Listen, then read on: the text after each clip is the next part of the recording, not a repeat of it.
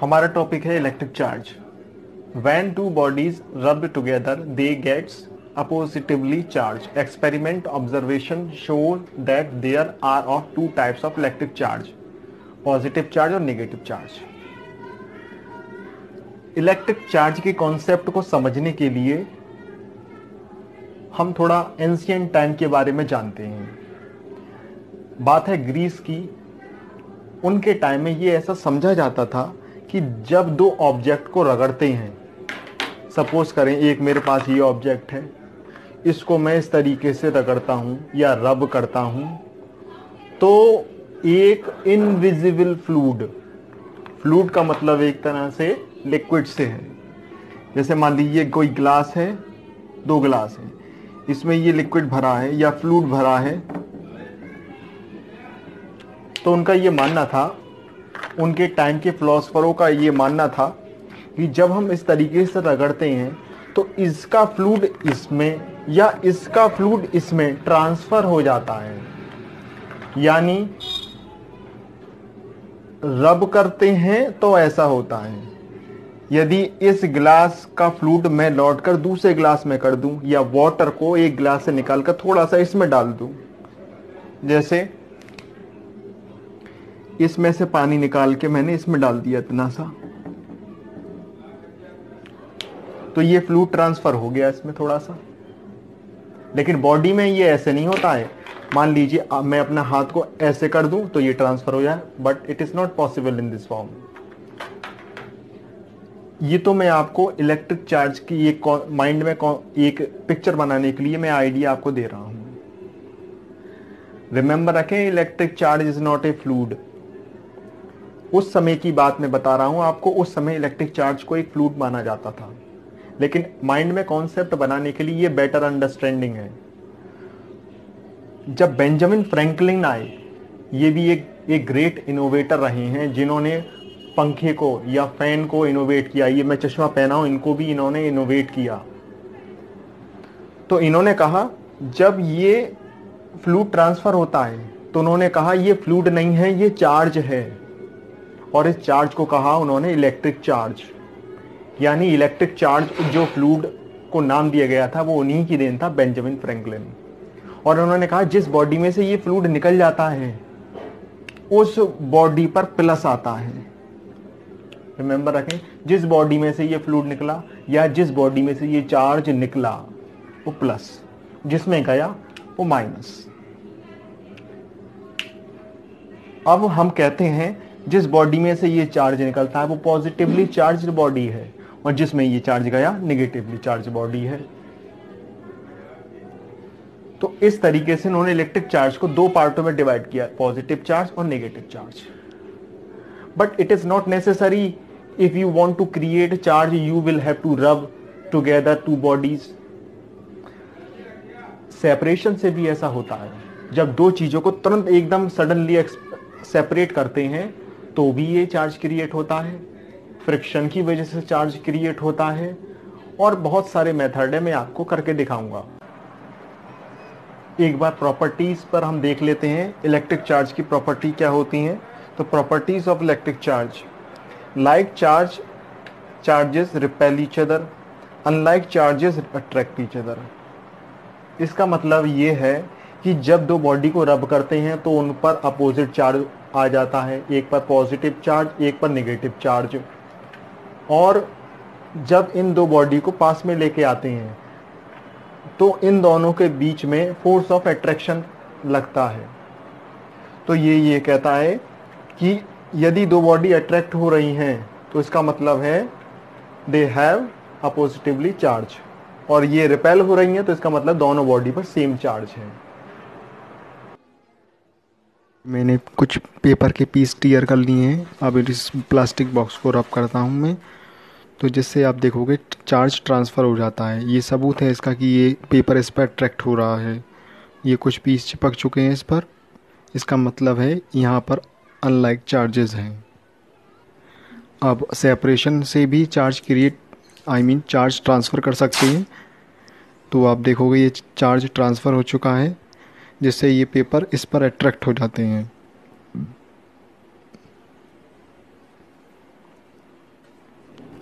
Force of repulsion और force of attraction को demonstrate करने के लिए मैंने ये सर्किट डिज़ाइन किया है। ये 2 एल्युमिनियम फॉयल लीफ है लटकी हैं इस पर।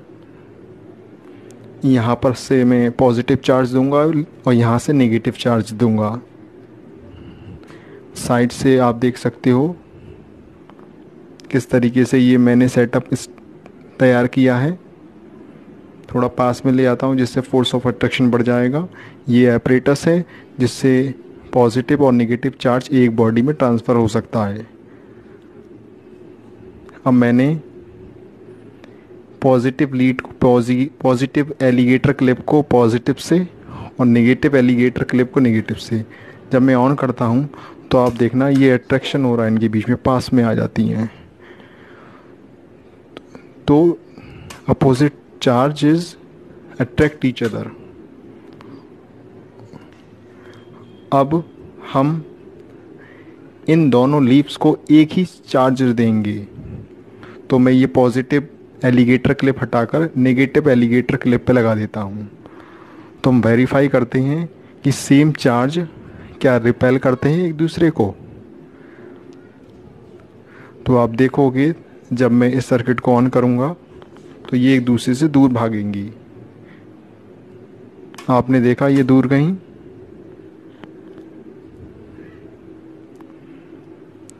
एक बार फिर से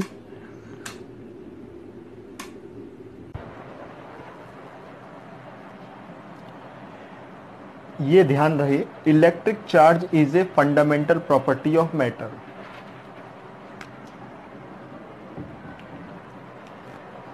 प्रॉपर्टी का मीन्स यहां पर क्या निकल रहा है। फॉर एग्जाम्पल, एक स्टूडेंट क्लास में प्रश्न ज़्यादा पूछता है, यानी क्वेश्चन ज़्यादा पूछता है, तो ये इसकी प्रॉपर्टी होती है उस स्टूडेंट की। एक बच्चा जो चुपचाप बैठा रहता है वो उसकी प्रॉपर्टी होती है। ठीक इसी प्रकार हर मटेरियल की, जैसे ये एक बॉडी है, इसकी प्रॉपर्टी एक है इलेक्ट्रिक चार्ज। कोई भी आप मैटर लेके आ जाएं, उन सब में ये प्रॉपर्टी पाई जाती है। और इस प्रॉपर्टी को डिटेक्ट करने के लिए हमें एक इंस्ट्रूमेंट की ज़रूरत होती है। जैसे आपका बॉडी को टेम्परेचर बुखार है या नहीं, उसको डिटेक्ट करने के लिए हमें थर्मामीटर की ज़रूरत पड़ती है। सर्किट के अंदर करंट कितनी है उसको डिटेक्ट करने के लिए हमें अमीटर चाहिए होता है। आपकी बाइक की स्पीड क्या है उसको डिटेक्ट करने के लिए हमें स्पीडोमीटर चाहिए होता है। तो ऐसे ही इलेक्ट्रोस्कोप हमें चाहिए होता है इलेक्ट्रिक चार्ज डिटेक्ट करने के लिए। यानी इस बॉडी में यदि चार्ज है तो इलेक्ट्रोस्कोप हमें ये बता देगा इस बॉडी में चार्ज है, क्योंकि चार्ज हमें दिखाई तो देता नहीं है। मैं इसको रब कर देता हूँ तो मुझे दिखेगा थोड़ी नहीं कि इसमें चार्ज है या नहीं है, लेकिन इलेक्ट्रोस्कोप कैन डिटेक्ट।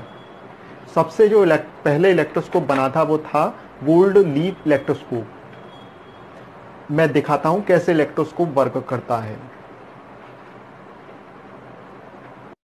इलेक्ट्रोस्कोप में ये मैंने 2 एल्युमिनियम लीफ यूज़ करी हैं और इसको एक कॉपर वायर से हैंग कर दिया है। और ये रबड़ का कैप इस ग्लास बोतल में लगा देता हूँ। और जब मैं इस पर प्लास्टिक रब करके इसके पास में लेके आता हूँ तो ये लीव्स खुल जाती हैं, आप देख सकते हो इसमें। तो आपने देखा इलेक्ट्रोस्कोप कैसे वर्क करता है। चार्ज को रिप्रेजेंट करते हैं कैपिटल क्यू से, और आप स्मॉल क्यू से भी कर सकते हो रिप्रेजेंट। किसी बुक में कैपिटल क्यू है, किसी बुक में स्मॉल क्यू है। इसके लिए फॉर्मूला होता है Q = Na। ये देखें कैसे आया। जैसे मैं वाटर की बात करता हूं तो वाटर इस ग्लास में है, ये मॉलिक्यूल हैं वाटर के। वाटर की स्मॉलेस्ट यूनिट क्या होगी इस ग्लास में, H2O होगी। इससे छोटी तो यूनिट नहीं होगी। इससे छोटी यूनिट करेंगे ऑक्सीजन या हाइड्रोजन तो वो वाटर नहीं रहेगा, वो ऑक्सीजन हो जाएगा या तो हाइड्रोजन हो जाएगा। इसलिए इस ग्लास में पानी की सबसे छोटी यूनिट होगी H2O। तो इस ग्लास के अंदर H2O या तो 1000 हो सकते हैं या 1 लाख हो सकते हैं, लेकिन होंगे इंटीजर की फॉर्म में, पॉजिटिव इंटीजर की फॉर्म में। तो एक बॉडी पर सबसे छोटा चार्ज या सबसे छोटी यूनिट इलेक्ट्रिक चार्ज की यूनिट जो होती है वो होती है ई। कोई भी बॉडी पर, जैसे ये बॉडी है, इस पे मैंने चार्ज क्रिएट कर दिया तो इस पे ये चार्ज होगा सबसे छोटी यूनिट, जैसे वाटर की H2O, ऐसे ही चार्ज की सबसे छोटी यूनिट ई। इसका मल्टीपल होगा n, किसी बॉडी पर चार्ज n है नंबर ऑफ पार्टिकल्स यानी इलेक्ट्रॉन, और एक इलेक्ट्रॉन पर चार्ज e, जिसे इस e को कहते हैं फंडामेंटल चार्ज। उस समय जब ये इसकी डिस्कवरी चल रही थी तो उस समय पता नहीं था कि इस चार्ज के पीछे इलेक्ट्रॉन का हाथ है। जब इलेक्ट्रॉन की डिस्कवरी हुई तो लोगों को ये पता लगा कि इलेक्ट्रिक चार्ज कुछ नहीं है, ये ट्रांसफर ऑफ इलेक्ट्रॉन है या डिफिशियंसी ऑफ इलेक्ट्रॉन है, एक्सेस ऑफ इलेक्ट्रॉन है। तो ये फ्लूइड कुछ नहीं था, ये था बस इलेक्ट्रॉन, सब एटॉमिक पार्टिकल। उसके बाद यूनिट क्या है इस चार्ज की? कूलम। कूलाम भी बोलते हैं, कूलम भी बोलते हैं। कैपिटल सी से रिप्रेजेंट करेंगे। आप साइंटिस्ट का नाम लिख रहे हैं तो पहला लेटर स्मॉल में, और सिंगल लेटर लिख रहे हैं तो कैपिटल में। दूसरी यूनिट भी है ESU, इलेक्ट्रोस्टैटिक यूनिट, ये भी याद कर सकते हो। वैसे ये इंपॉर्टेंट है कूलाम। कूलाम बहुत बड़ी यूनिट है चार्ज की। जैसे डिस्टेंस की बड़ी यूनिट किलोमीटर है, लाइट ईयर उससे और बड़ी है, ठीक इसी प्रकार चार्ज की जो बड़ी यूनिट है, सबसे बड़ी कह सकते हो आप, वो है कूलम। इसलिए प्रैक्टिकल वे में हम यूनिट करेंगे यूज माइक्रो कूलम यूज करेंगे।